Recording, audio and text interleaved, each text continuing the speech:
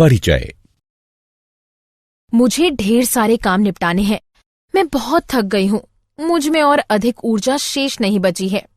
माँ, तुम्हें ऊर्जा की आवश्यकता क्यों पड़ती है?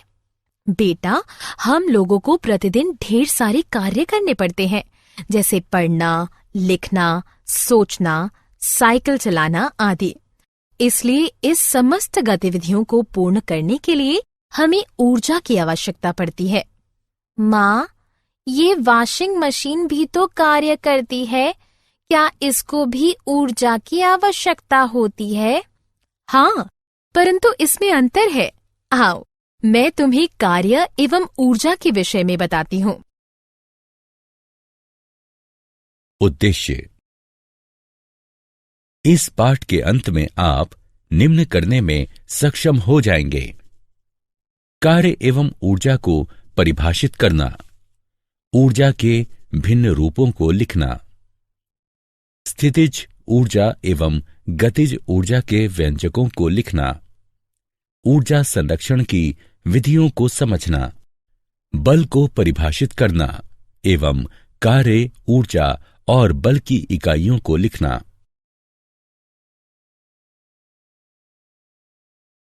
कार्य।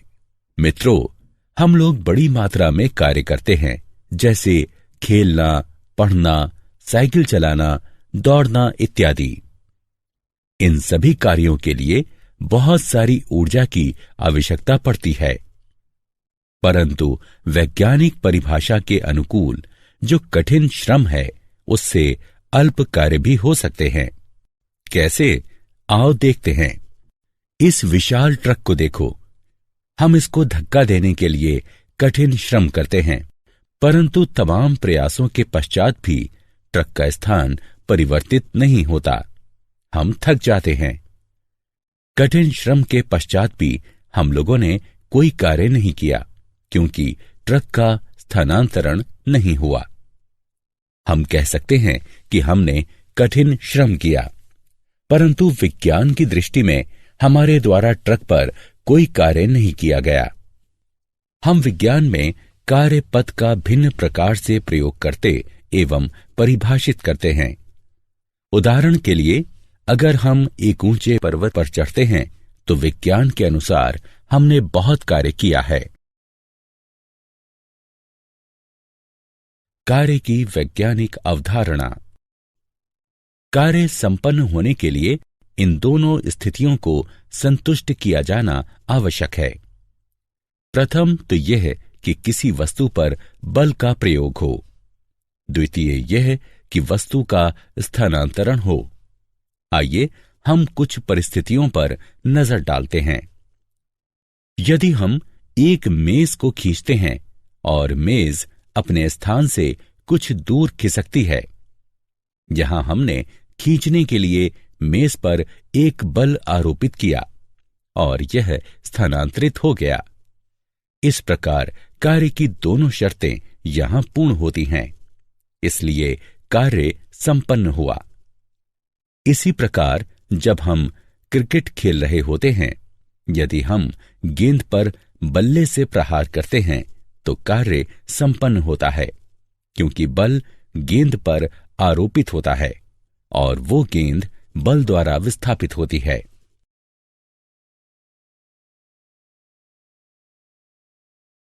अचर बल द्वारा निष्पादित कार्य। विज्ञान में कार्य की अवधारणा को समझने के लिए आइए एक समस्या पर विचार करते हैं। समस्या है, बल विस्थापन की दिशा में लग रहा है। अब एक अचर बल F को एक वस्तु पर आरोपित करते हैं। वस्तु आरोपित बल की दिशा में S दूरी तक विस्थापित होती है। इस प्रकार W संपन्न कार्य को मान लेते हैं। हमें स्पष्ट करना है कि कार्य बल और विस्थापन के गुणनफल के बराबर होता है। किया गया कार्य बराबर बल गुणा विस्थापन, अर्थात W is equal to F into S। इस प्रकार से किसी भी वस्तु पर बल लगाने से संपन्न कार्य बल और बल की दिशा में वस्तु द्वारा तय की गई दूरी के गुणनफल के परिमाण के बराबर होता है। कार्य का केवल परिमाण होता है और इसकी कोई दिशा नहीं होती। अगर F is equal to 1 newton और S बराबर 1 मीटर, तब बल द्वारा किया गया कार्य 1 न्यूटन मीटर होगा। कार्य की इकाई न्यूटन मीटर, Nm या जूल यानी J है। इस प्रकार 1 न्यूटन मीटर या 1 जूल किसी वस्तु पर किए गए कार्य की मात्रा है। जब वस्तु पर 1 न्यूटन का बल लगता है और वह बल की दिशा में 1 मीटर विस्थापित होती है।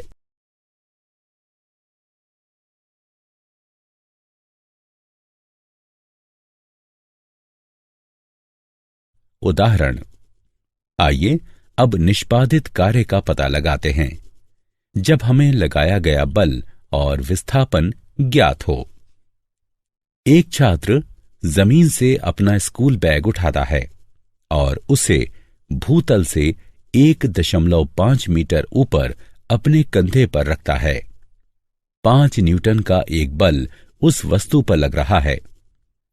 छात्र द्वारा स्कूल बैग पर किए गए कार्य की गणना करें। हम देख सकते हैं कि यहां लगा बल 5 न्यूटन है और विस्थापन S 1.5 मीटर है। हम जानते हैं कि किया गया कार्य लगाए गए बल और विस्थापन के गुणनफल के बराबर होता है। इसलिए किया गया कार्य 7.5 न्यूटन मीटर या 7.5 जूल के बराबर है।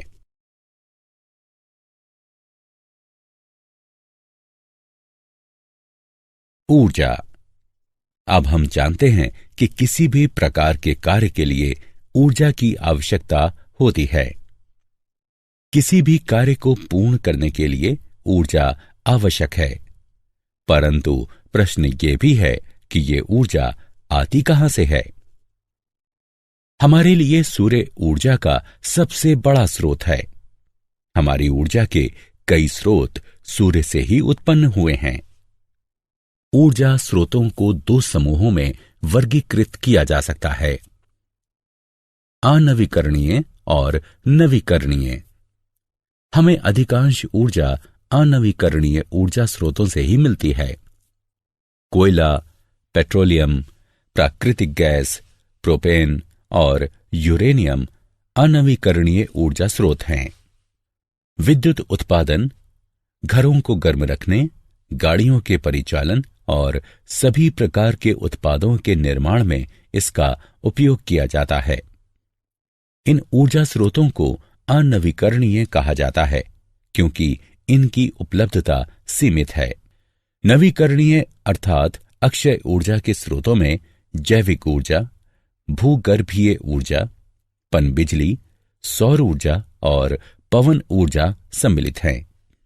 इन्हें नवीकरणीय ऊर्जा स्रोत कहा जाता है क्योंकि इनकी अल्प समय में ही पुनः पूर्ति संभव है। हम नवीकरणीय ऊर्जा स्रोतों का उपयोग मुख्यतः विद्युत ऊर्जा के निर्माण में करते हैं। एक वस्तु में जो कार्य की क्षमता होती है उसे धारित ऊर्जा कहते हैं। जब वस्तु कार्य करती है तो ऊर्जा का ह्रास होता है और जिस वस्तु पर कार्य होता है वह ऊर्जा ग्रहण करती है। इस प्रकार किसी वस्तु में निहित ऊर्जा को उसकी कार्य क्षमता के संदर्भ में मापा जाता है। अतः ऊर्जा की इकाई भी वही है जो कार्य की इकाई है, अर्थात जूल यानी J। 1 जूल कार्य संपन्न करने के लिए 1 जूल ऊर्जा की आवश्यकता होती है, जबकि ऊर्जा की बड़ी इकाई के लिए किलो जूल यानी kJ का प्रयोग होता है। 1 किलो जूल 1000 जूल के बराबर होता है। ऊर्जा के विभिन्न रूप। ऊर्जा के कई अलग अलग रूप हैं। ऊर्जा के विभिन्न रूपों में स्थितिज ऊर्जा, गतिज ऊर्जा, ताप ऊर्जा, रासायनिक ऊर्जा, विद्युत ऊर्जा एवं प्रकाश ऊर्जा भी सम्मिलित है। आइए सर्वप्रथम गतिज ऊर्जा के विषय में अध्ययन करते हैं। हम जानते हैं कि एक गतिमान वस्तु कार्य कर सकती है। एक वस्तु अपने समरूप से अधिक कार्य कर सकती है, जिसकी गति अपेक्षाकृत मंद है। गतिज ऊर्जा वह ऊर्जा है जो किसी वस्तु में उसकी गति के कारण निहित होती है। किसी वस्तु की गति में वृद्धि के साथ उसकी गतिज ऊर्जा भी बढ़ती है। घूमता पहिया, चलती कार, दौड़ता लड़का आदि गतिज ऊर्जा के उदाहरण हैं। अतः हम कह सकते हैं कि नियत वेग से गतिमान किसी पिंड की गतिज ऊर्जा उस वेग को प्राप्त करने के लिए पिंड पर किए गए कार्य के बराबर होती है।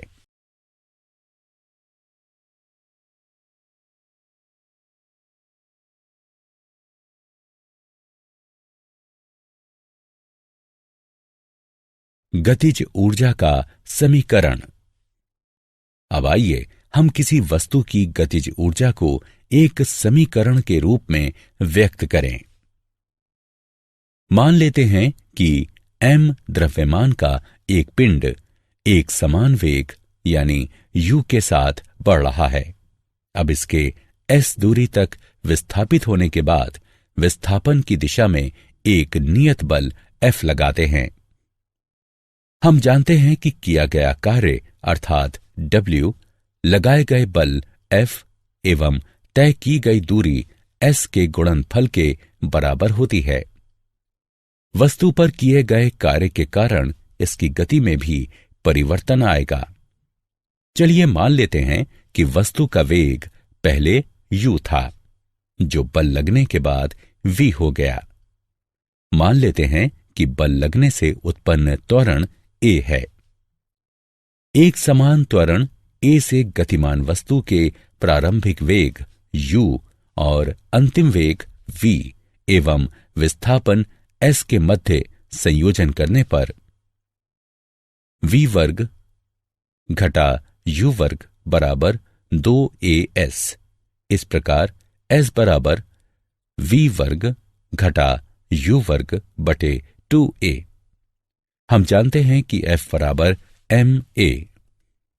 अतः कार्य के समीकरण में F एवं S के परिमाणों का उपयोग करने पर कार्य W बराबर ma गुणा कोष्ठक में v वर्ग घटा u वर्ग बटे 2a, या फिर हम इसे ऐसे भी लिख सकते हैं W बराबर 1/2 m कोष्ठक में v वर्ग घटा u वर्ग।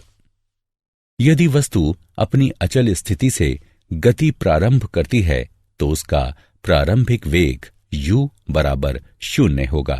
अतः वस्तु द्वारा किया गया कार्य होगा W बराबर 1/2 m v का वर्ग। स्पष्ट है कि किया गया कार्य वस्तु की गतिज ऊर्जा में हुए परिवर्तन के बराबर है। इस प्रकार समान वेग v से गतिशील m द्रव्यमान वाली वस्तु में निहित गतिज ऊर्जा है। E के बराबर 1/2 m v का वर्ग।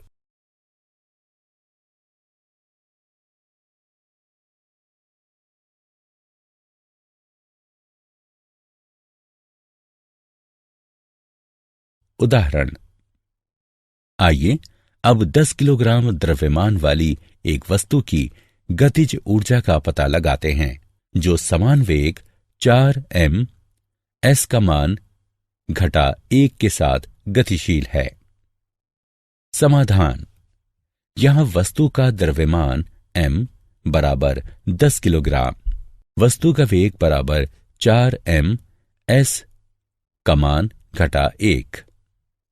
गतिज ऊर्जा के समीकरण की मदद से हमें प्राप्त होता है बराबर 1/2 गुणा 10 kg गुणा 4 ms का मान घटा 1 गुणे 4 ms का मान घटा 1 बराबर 80 जूल। अतः इस वस्तु की गतिज ऊर्जा 80 जूल है। स्थितिज ऊर्जा। स्थितिज ऊर्जा को समझने के लिए आइए इस गतिविधि को करते हैं। एक रबड़ का टुकड़ा लो, उसको एक छोर से पकड़ो और दूसरे छोर को खींचो। तुम देखोगे कि रबड़ के टुकड़े में खिंचाव आता है। अब रबड़ के टुकड़े के एक छोर को छोड़ दो। तुम क्या देखते हो? रबड़ का टुकड़ा अपनी वास्तविक लंबाई को पुनः प्राप्त कर लेता है। इसका अर्थ यह हुआ कि रबड़ के टुकड़े ने खिंचाव की स्थिति में ऊर्जा ग्रहण की थी। क्या तुम जानते हो कि जब रबड़ के टुकड़े को एक छोर से खींचा गया तब उसने ऊर्जा कैसे ग्रहण की? यहां वस्तु पर किए गए कार्य के कारण ऊर्जा संचित हुई। किसी वस्तु में ऊर्जा का हस्तांतरण होता है तो वो स्थितिज ऊर्जा के रूप में संचित होती है। यदि ये वस्तु के वेग या गति में परिवर्तन का कारक नहीं बनती। जब हम रबड़ के टुकड़े को खींचते हैं तो हम ऊर्जा का हस्तांतरण करते हैं। जो ऊर्जा रबड़ के टुकड़े में हस्तांतरित होती है वही उसकी स्थितिज ऊर्जा है। वस्तु द्वारा अर्जित स्थितिज ऊर्जा वह ऊर्जा है जो उस वस्तु की स्थिति अथवा उसके विन्यास के प्रभाव स्वरूप उसमें उपस्थित है। ऊंचाई पर किसी वस्तु की स्थितिज ऊर्जा। गुरुत्वीय स्थितिज ऊर्जा किसी वस्तु में संचित वो ऊर्जा है जो उसकी ऊर्ध्वाधर स्थिति अथवा ऊंचाई का परिणाम है। आइए ऊंचाई पर रखी किसी वस्तु के गुरुत्वीय स्थितिज ऊर्जा के प्रभाव का पता लगाते हैं। मान लेते हैं कि एक वस्तु है जिसका द्रव्यमान m है। वस्तु को भूतल से ऊंचाई h तक ऊपर उठाते हैं। ऐसा करने के लिए एक बल की आवश्यकता होगी। वस्तु को ऊपर उठाने के लिए जो न्यूनतम बल लगता है वह वस्तु के भार के बराबर होता है। वस्तु स्वयं पर किए गए कार्य के बराबर ऊर्जा ग्रहण करती है। आइए मान लेते हैं कि वस्तु पर गुरुत्वाकर्षण के विरुद्ध किया गया कार्य W है, अर्थात किया गया कार्य W बराबर बल गुणा विस्थापन, जो कि mg गुणा h के बराबर है। W बराबर mgh।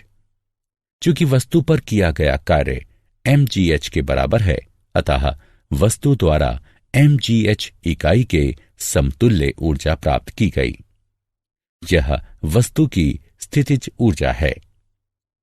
इसी प्रकार गुरुत्वाकर्षण द्वारा किया गया कार्य वस्तु की ऊर्ध्वाधर ऊंचाइयों के प्राथमिक और अंतिम स्थितियों में अंतर पर निर्भर करता है।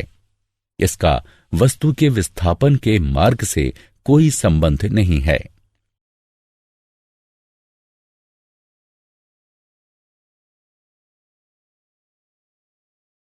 ऊर्जा का रूपांतरण। अब एक प्रश्न का उत्तर दें। क्या हम ऊर्जा को उसके एक रूप से दूसरे में परिवर्तित कर सकते हैं? हां, ऊर्जा के एक रूप को किसी दूसरे ऊर्जा के रूप में परिवर्तित किया जा सकता है। आइए एक छोटा सा उदाहरण देखें। जब हम बल्ब को चालू करते हैं तो विद्युत ऊर्जा प्रकाश ऊर्जा में परिवर्तित हो जाती है। इसी प्रकार जब हम टीवी चालू करते हैं तो विद्युत ऊर्जा ऊष्मा ऊर्जा, ध्वनि ऊर्जा एवं प्रकाश ऊर्जा में परिवर्तित हो जाती है।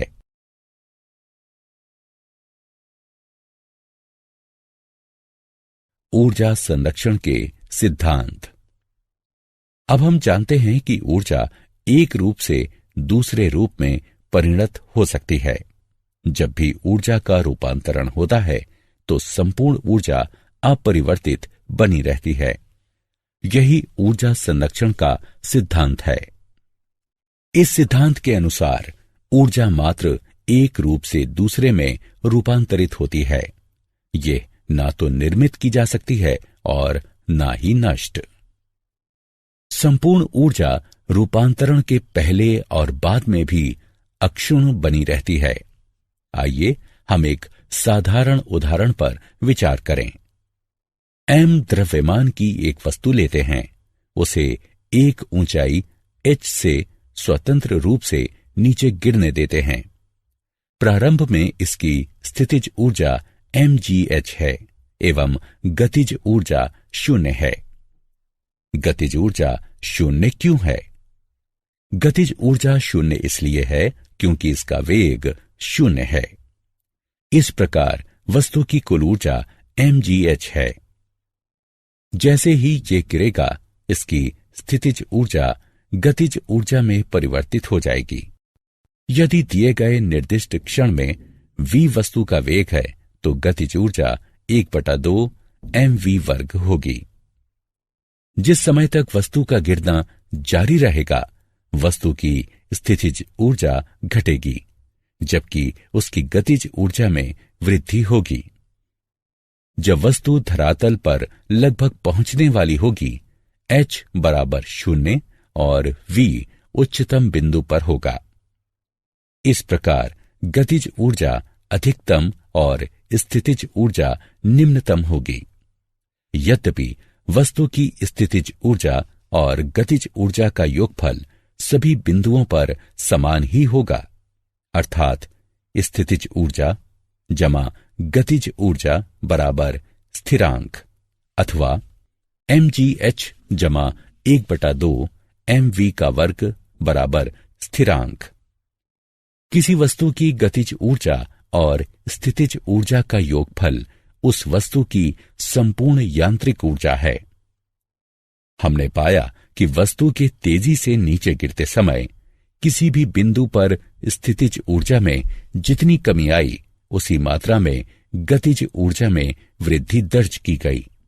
वहीं उसी प्रकार गुरुत्वीय स्थितिज ऊर्जा का गतिज ऊर्जा में रूपांतरण भी जारी रहा।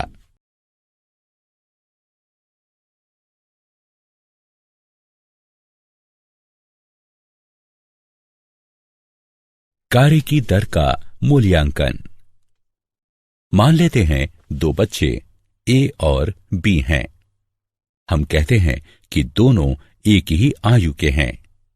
दोनों स्वतंत्र रूप से एक साथ तैरना शुरू करते हैं, परंतु लक्ष्य को पूरा करने में A 5 मिनट लेता है, जबकि B को 9 मिनट का समय लगता है। दोनों ने समान कार्य किया, परंतु कार्य को पूर्ण करने में A ने B से कम समय लिया। इसका अर्थ यह हुआ कि एक बलशाली व्यक्ति अपेक्षाकृत कम समय में नियत कार्य कर सकता है। उसी प्रकार शक्तिशाली वाहन अपेक्षाकृत कम शक्ति वाले वाहन की तुलना में कम समय में ही यात्रा पूरी कर लेगा। अतः कार्य करने की दर अथवा ऊर्जा हस्तांतरण की दर के रूप में शक्ति को परिभाषित किया जाता है। यदि एक अभिकर्ता किसी कार्य W को T समय में पूर्ण करता है, तो उसके द्वारा लगाई गई शक्ति होगी शक्ति बराबर कार्य बटे समय, अर्थात P बराबर W बटे T। शक्ति की इकाई वॉट है, जिसका प्रतीक W है। उस अभिकर्ता की शक्ति 1 वॉट है, जो 1 जूल प्रति सेकंड की दर से कार्य करता है। हम ये भी कह सकते हैं कि जब ऊर्जा की खपत 1 जूल प्रति सेकंड है, तो शक्ति 1 वॉट है। 1 वॉट बराबर 1 जूल प्रति सेकंड, अर्थात 1 वॉट बराबर 1 जूल प्रति सेकंड। ऊर्जा हस्तांतरण की उच्च दरों को हम किलोवाट यानी kW में व्यक्त करते हैं। 1 किलोवाट बराबर 1000 वॉट। 1 किलोवाट बराबर 1000 जूल प्रति सेकंड।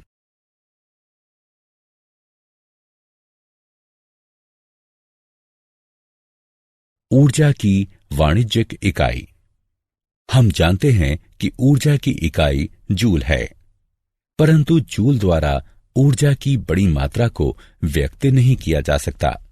उसके लिए हम ऊर्जा की बड़ी इकाई का उपयोग करते हैं, जिसे किलोवाट घंटा kWh कहा जाता है। एक यंत्र का उदाहरण लेते हैं जो प्रति सेकंड 1000 जूल ऊर्जा की खपत करता है। यदि यह यंत्र अनवरत 1 घंटे तक काम करता है तो 1 किलोवाट घंटा ऊर्जा की खपत होगी। इस प्रकार 1 घंटे में 1000 जूल प्रति सेकंड अर्थात 1 किलोवाट की दर से 1 किलोवाट घंटा ऊर्जा का उपयोग किया गया। अतः 1 किलोवाट घंटा बराबर 1 किलोवाट गुणा 1 घंटा बराबर 1000 वाट गुणा 3600 सेकेंड बराबर 36 लाख जूल। 1 किलोवाट घंटा बराबर 3.6 गुणा 10⁶ जूल। हमारे घरों और बड़े कल कारखानों में जो ऊर्जा खपत होती है उसे सामान्यतः किलोवाट घंटा में ही मापा जाता है। क्या आप जानते हैं जेम्स प्रेस्कॉट जूल ब्रिटेन के उत्कृष्ट भौतिक शास्त्री थे। उन्हें विद्युत और थर्मोडायनामिक्स के क्षेत्र में उत्कृष्ट शोध के लिए जाना जाता है। अन्य चीजों के मध्य उन्होंने विद्युत धारा के ऊष्मीय प्रभाव से संबंधित एक सिद्धांत प्रतिपादित किया। उन्होंने प्रायोगिक रूप से ऊर्जा संरक्षण के सिद्धांत का सत्यापन एवं ऊष्मा के यांत्रिक समतुल्य की भी खोज की। उन्हीं के नाम पर ऊर्जा एवं कार्य की इकाई का नामकरण जूल हुआ। किसी वस्तु की स्थितिज ऊर्जा धरातल से उसकी ऊंचाई अथवा निर्धारित शून्य स्तर पर निर्भर करती है।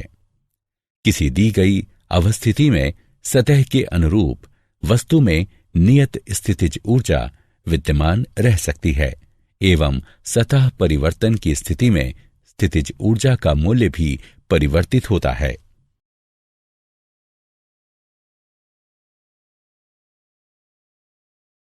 सारांश।